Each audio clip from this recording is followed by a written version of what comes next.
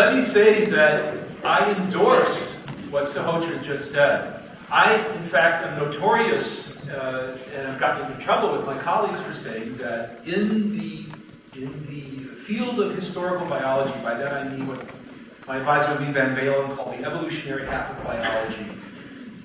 Evolutionary theory right now is really the only game in town. If you want to play with ideas of intelligent design, and some of you may, some of you are no doubt skeptical, but if you want to play with these ideas, the route to doing that passes through a thorough education in evolutionary theory first. Because that's the theory that we have. That's the theory, as I said to Sahotra last night, over beer, that has risen to the dignity of error. I couldn't give my talk right now if evolutionary theory had not made very clear predictions about, for instance, the origin of genes, and what to expect in the last universal common ancestor, and so forth. So you need to understand that what I'm doing is not offering an alternative theory to standard evolution. It does not yet exist. What I'm saying is, keep your intellectual freedom, and I'll show you why. I would argue, to continue with my story, and I hope I can get the rest of it in, that top-down and bottom-up approaches do not intersect. What chemicals on their own are capable of doing versus what we know from subtractive analysis of what living things need even to exist leaves a vast complexity gulf that the two spheres do not intersect.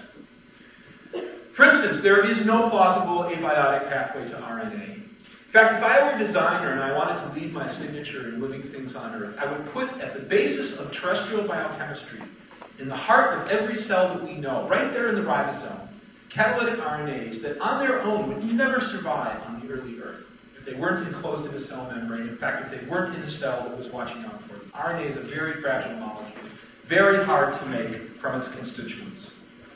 So our tunneling crews are not going to meet. Now, what are we going to do with that? Because that is, in fact, the case right now.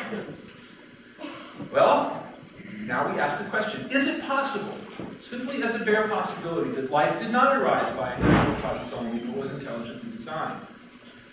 I would make an a fortiori argument from this kind of signal. This is well, not quite, but almost the simplest free living thing that we know. To be alive at all requires a tremendous amount of molecular hardware. The cell is not what Darwin and Huxley thought it was in the late 19th century. Not even close.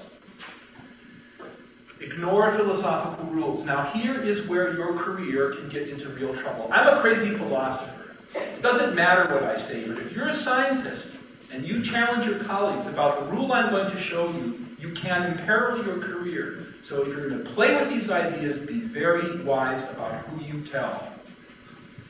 The rule goes back to the middle of the 19th century, and it's a rule like a rule of baseball. It says, if you're going to put on a lab coat and put your eye to the lens of a microscope or act as a scientist, your toolkit is restricted to natural things and processes. Now, Sahotra, bless him, actually does not accept this. Sahotra's view of this rule is that it is wrong as an a priori dictum. Sahotra holds to naturalism provisionally, which is the same thing to do, and that's why we can have a dialogue about these questions. So unless it's Homo sapiens or a smart animal, intelligent causation is out of the toolkit. That's what you're left with. But what if the world is stranger than that?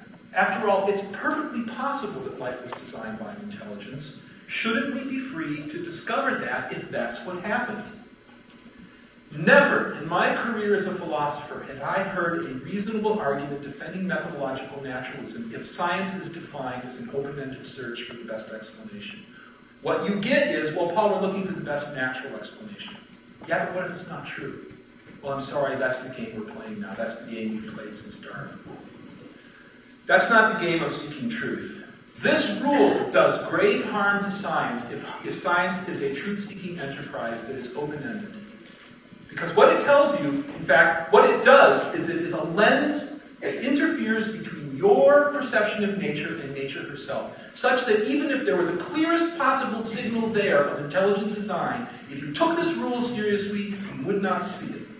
I submit that that is the very worst kind of philosophy of science to hold, because it tailors reality before reality has a chance to speak for itself. What's the difference here? The difference is not in the evidence. The protein on the right, actually it's a multi-protein complex, is essential for your biochemistry and the biochemistry of any cell that has it. It's a chaperone, and in that open central space, it allows some large proteins to fold because the interior cells is very crowded. Right now, March 2006, in an aqueous environment, a protein wants to come apart. The amino acids want to come apart. Proteins do not fold naturally under any conditions that we know. Why can't we infer design for the object on the right, and we would all infer it for the pattern on the left, which is much simpler? I'll tell you, it has nothing to do with the evidence. It has everything to do with that rule. And if that rule of methodological naturalism is what's keeping you from inferring design, then that's a rule that you need to break, although you need to do so very, very carefully. This is the main rule, and this is how I want to end my remarks. I said a moment ago that if you're going to play with intelligent design, you need to get to that point by learning as much evolutionary biology as you can stand. And I really believe that. That's what I did in my own academic career. Furthermore, you need to work close by with people who disagree with you, because we are looking at the same world. The fastest way to find out if your ideas are wrong is to work with someone who disagrees with you, which is why I love Bill and Sahotra, because they disagree with me. And the healthy posture in science is not to be sure that you're right, it's to find people who will tell you when you're wrong. And that dialectical model of discourse is the way that we should go. Let me end by endorsing what Sahotra said. If intelligent design is going to rise to the status of a fully fledged theory, it needs to do what he said. And it hasn't yet done that. What I'm suggesting is that there may be signals from biology that ought to tempt your curiosity. But Sahotra's right. If these ideas are going to ever find their way into the classroom, which is not something, frankly, I care that much about. But if they ever find their way there, it will be by the ordinary path that every other scientific idea does, which is by persuading the scientific community. Thank you very much for your attention.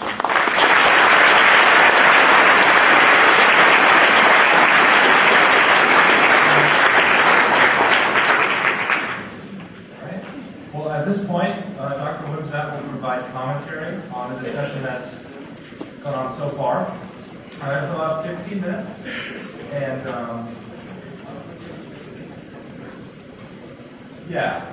we're going to wait until he's able to set up his presentation.